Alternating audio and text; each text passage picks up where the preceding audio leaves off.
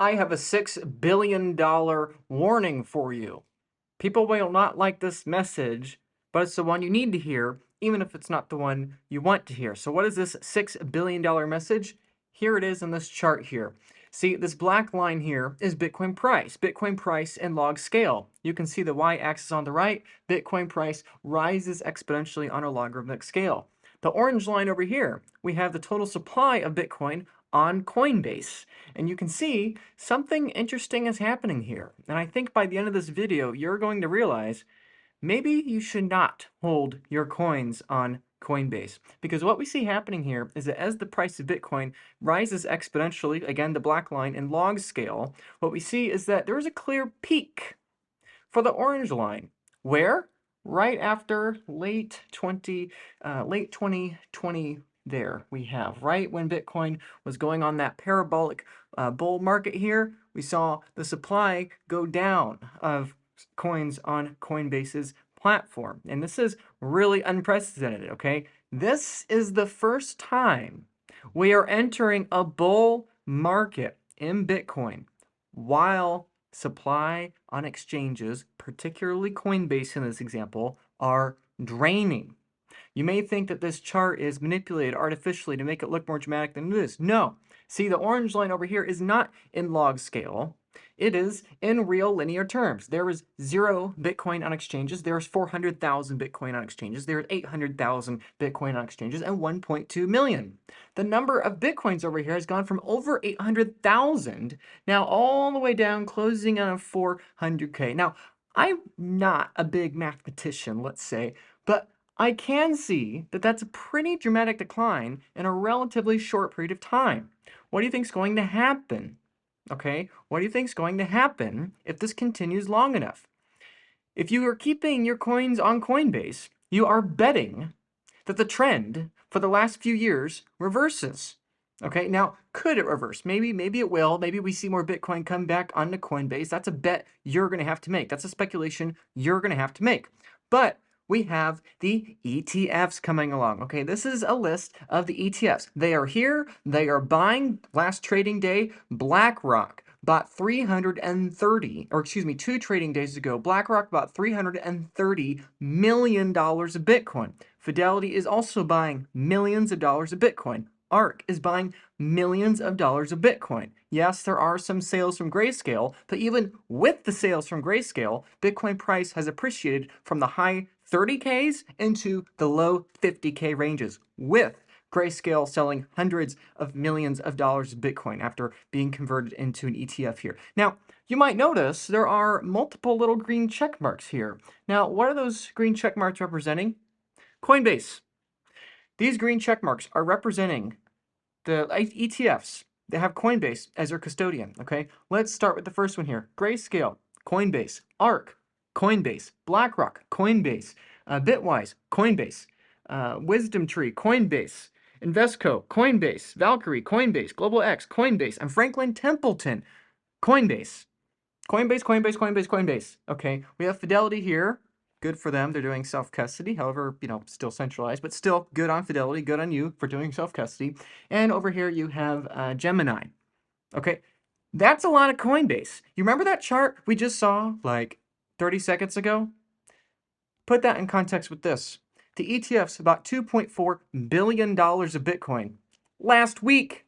Okay, let's go to not all of these. Let's go to one of these. Let's go to BlackRock over here. Let's just look at their iShares Bitcoin Trust here, okay? Wow, that's really cheap. It's only $30. The whole Bitcoin's way too expensive at $50,000. This is really cheap because it's $30. Wow, what a wonderful idea. I'm going to buy this because I don't care about counterparty risk. We'll get to that more in a moment. But if someone is duped into this with a low unit bias and they are duped into a low fee, oh wow, 0.25% fee, that's so cheap. It's not cheap when you factor in counterparty risk. Again, we'll get to that in just a moment. But why am I bringing up BlackRock here? It's the one everyone knows about. It's the one everyone puts in their YouTube thumbnails. It's the one everyone talks about. Larry Fink's going to rule and control the world, blah, blah, blah, whatever. But here's the problem. Okay, if we scroll down, if we scroll down here, what we see is that so far BlackRock, and this video is outdated by the time you're watching it, that is a certainty, just depends how outdated we're talking here. But at the time of recording here, BlackRock has bought 6.2 billion $1 billion of Bitcoin. That's a lot of Bitcoin. Michael Saylor leveraging his whole company into a massive Bitcoin position, massive Bitcoin strategy over the course of 3.5 years. Did not do what these guys have done in the last few weeks. I mean, obviously he did a little bit with appreciation, but the point is these guys are deploying way more capital than Michael Saylor is. And these guys, if they have a 1% allocation, this is not the end. This is not the halfway mile marker. This is the beginning, okay? And 1% is the beginning allocation, okay? Fidelity, one of the other ETFs we were just looking at a few moments ago, they're having their conservative clients take a 1, 2, 3% allocation. And obviously, the more aggressive the client, the closer to 3% they get. But the point is, 1% is the beginning of allocations for these ETFs. And this $6 billion allocation that BlackRock has made in the last few weeks is very, very substantial. It's the whole reason why Bitcoin's up 20K in nominal terms, okay? For context, the gold ETF that was released, a decade or two ago, the gold ETF didn't have this much inflow in the course of a year. Bitcoin inflow in the first few weeks of trading has surpassed that of the gold ETF in the first year. By the way, what happened to the gold price the following year? It quadrupled. That Coinbase chart might be getting a little more concerning because, again, we have not yet entered a Bitcoin bull market with draining supply on exchanges. And that's really important. You might think you're safe because you got your little unit bias, $29, like they like to have you think that because it makes you think you're buying more Bitcoin than you actually are. Actually, you're owning 0 Bitcoin. Yesterday, I was in a call with someone, a client of mine at the Bitcoin Advisor, a new client, and he was very new to this, trying to understand, and basically he understood, Luke, I need you, because the faster I can take self-custody, the faster I can understand the ins and outs of Bitcoin, lowering my risk and increasing my upside potential and stacking as many sats as possible, the faster I'm going to learn, and the fee I pay you is nominal for the education I'm going to get, for the peace of mind I'm going to have, and for the risk that is reduced. And one of the things that he was trying to understand was, how do I manage my UTXOs? And I was like, my friend, your coins are on Coinbase. You're worried about UTXO management. You don't have UTXOs. Okay, and I say that lovingly, okay, to the many of you out there with your coins on Coinbase, you might want to start thinking getting your coins on Coinbase because this $6 billion here, all these people artificially having unit bias lower to convince people to buy it, having an artificially low fee to sucker people in. You have to keep this in mind. They are in the business of selling fees. 5 years ago in 2017, Larry Fink, guy in charge of BlackRock here, Larry Fink was saying that Bitcoin is this money laundering thing that nobody cares. 3 years ago, he's saying clients kind of care. Now he's going on TV saying that Bitcoin is a flight to quality. Oh, yeah, buy my ETF for fees, right? When the people that are buying these billions of dollars of Bitcoin were telling you that Bitcoin's a scam and Bitcoin is stupid and that FTX is the end of Bitcoin, the true Bitcoiners were telling you, buy Bitcoin, get off 0, and take self-custody. Again and yet again, we were saying that. And now that the suits are here, and that they're saying, oh, our ETF's safe, it's wonderful, don't you love it? Don't buy some, okay? Give us your fees.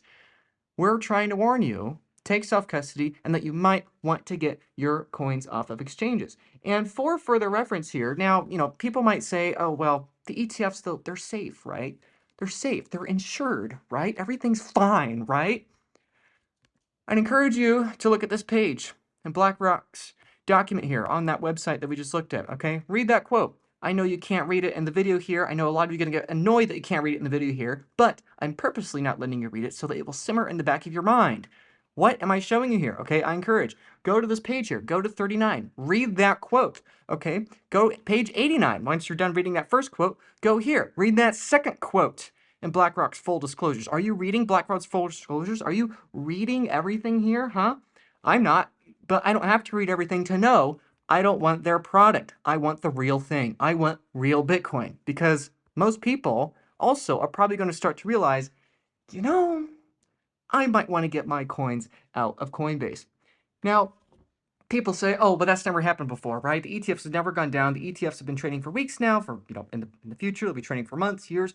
how long can these things last? You know, these ETFs might last for years, and people continuously will say to me, oh, Luke, you're just fear-mongering. Even Bitcoiners tell me I'm fear-mongering, that there's no precedent in history for that. Can you imagine? Okay, for the ETFs to fail, that would mean that we would have to have some sort of insurance crisis where the value of the Bitcoin is not equivalent to the amount of Bitcoin is being insured, and so that insurance provider would have to go under. Can you imagine if a massively if a massive asset had its insurance go down? Like, that's just unprecedented, right? That's never happened before, right? Like, there's no way that the financial system in Wall Street would have such a systemically important asset to their portfolios and their management that there was no way that the insurance providers would go bust. That'd be the collapse of the financial system, right? There's no precedent for that, right? You might want to get your coins out of Coinbase. Furthermore, when it comes to the regulation, the people regulating it, not just the insurance providers, but the people regulating it, you have to keep in mind, who are the people regulating these ETFs? The same people that regulated FTX. Okay, am I saying that the ETFs are equally as insolvent as FTX? No. But if you think that the SEC is doing their job, making sure that your precious little ETF securities with 0 UTXOs and 0 real Bitcoin that you're owning are secure, you have to keep this in mind. The same wahoos that were managing this kerfuffle, when, by the way, I didn't have a single dollar in FTX, and all the real Bitcoiners were telling you don't have a single dollar in FTX.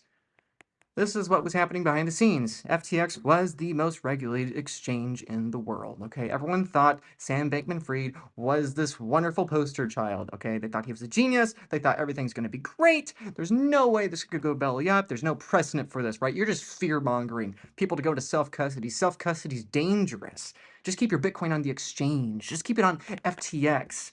That way they can lend it out, and when it turns out they don't have any Bitcoin in their balance sheet, and everyone involved with it loses their money, oh, don't worry, there's laws and regulations in place. He'll go to jail, right? Nope. And the point is, whatever you do, I don't care how you take your self-custody. The point is, avoid single points of failure, okay? That's what we're trying to avoid. This building here is the Federal Reserve building. This is the single point of failure for the US dollar, okay? Don't do this. Because if you have a single point of failure at the base layer of currency, the US dollar, you are inevitably, eventually, going to have that currency either default or debase. And they will debase every possible time because it kicks the can down the road instead of dealing with their inadequacies and insolvencies for today. Okay? Do not accept single points of failure. That is the fundamental problem with political currency. That is why I talk about political currency in that light. The problem is not Jerome Powell. The problem is not Janet Yellen. The problem is not Christine Lagarde or Donald Trump or Joe Biden. The problem is single point of failure. That is the problem. And if you accept keeping your Bitcoin on Coinbase or PayPal or Gemini or Robinhood or blah, blah, blah, blah, blah, gobbledygook, ETF garbage, if you consider keeping your Bitcoins on there as safe, you have learned nothing. You don't understand the fundamental problem. You have changed one single point of failure into another single point of failure. Except your problem with your new single point of failure is that they don't have an infinite money printer that they can bail themselves and their creditors out.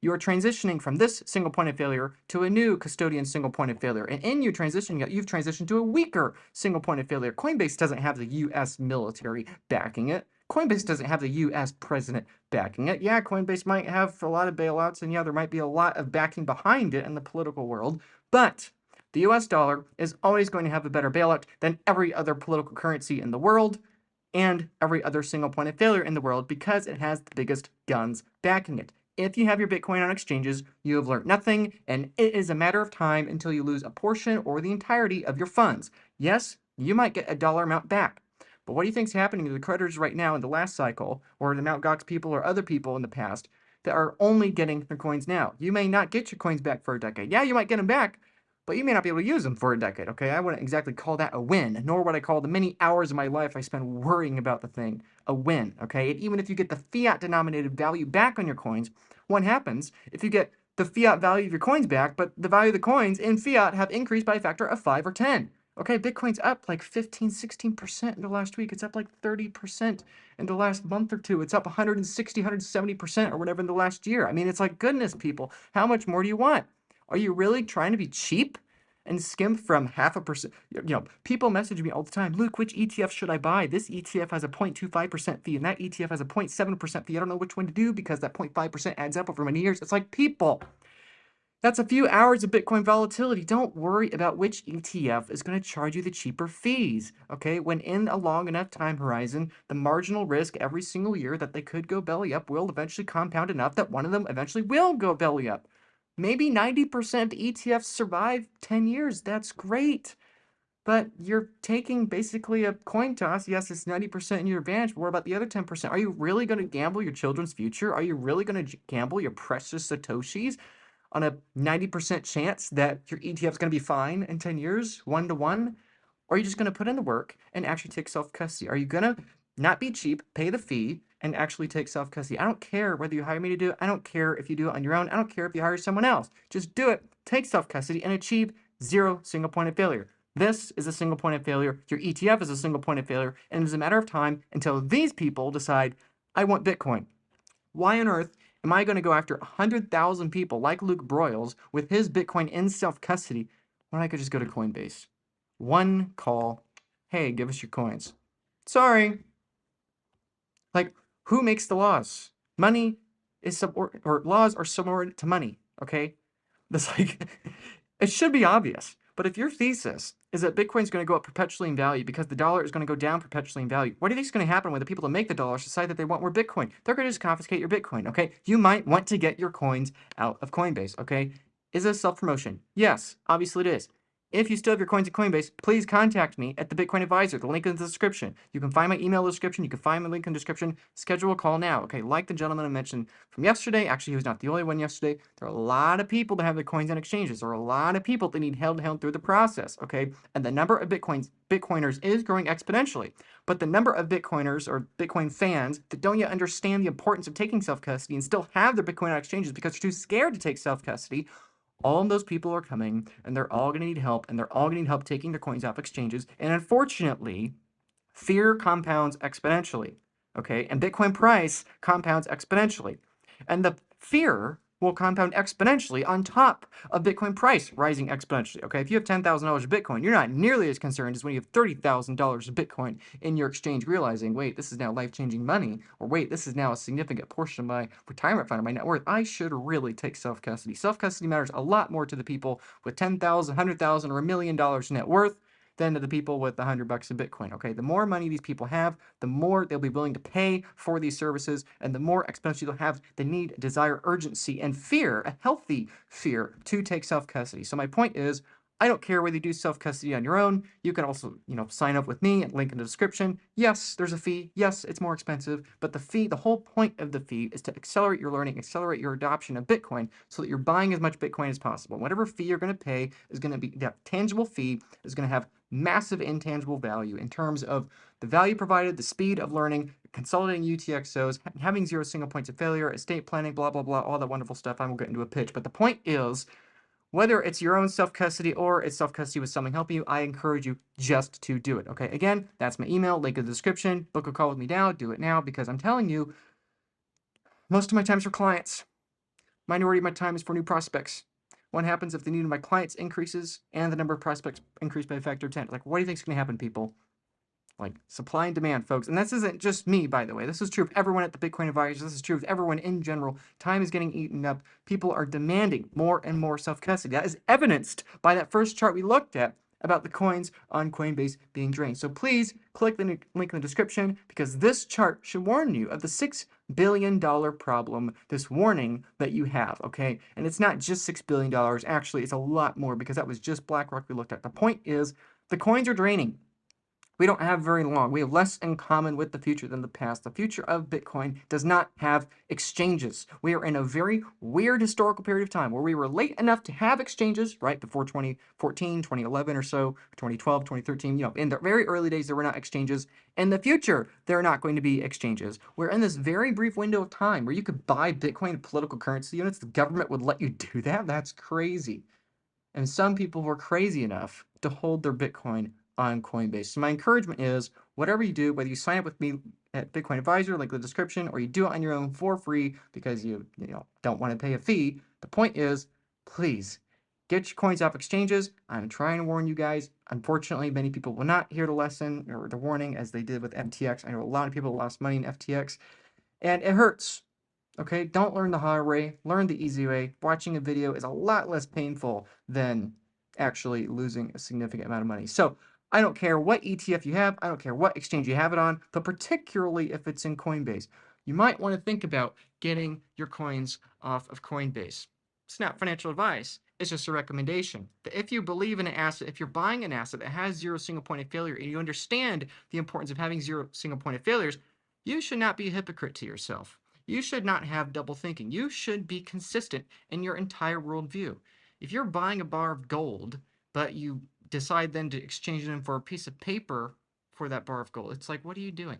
You're going against your own worldview. And if you have your Bitcoin on exchanges, you're going against your own worldview. And that dislodging, that hypocrisy in your mind that you're telling yourself, that fear you have is going to eat and eat and eat at you exponentially as the price of Bitcoin goes up. And millions of other people, by the way, are going to have that similar fear. They're going to realize, maybe I should have gotten off zero. Maybe I should have gotten more Bitcoin. Or maybe if I did buy Bitcoin, I should not keep that on exchanges. So whatever you do, you might want to think about getting your coins off Coinbase. Do it now, please. Do it.